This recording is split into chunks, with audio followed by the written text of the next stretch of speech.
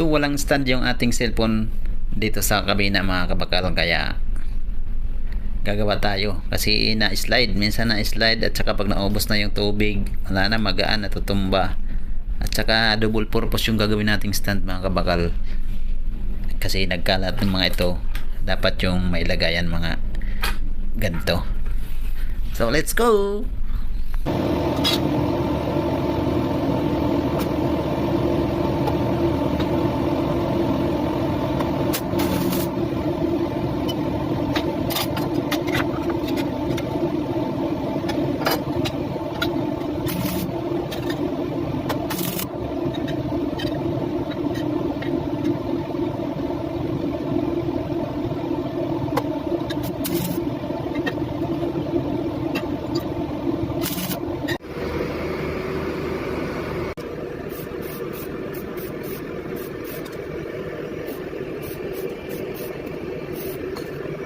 So ito na ang finished product ng ating cellphone stand. Simple lang pero magagamit. Ayan, oh. Adjust. Ayan. Pwede pa pahiga. Mayroon pa isa. Ayan na yung last.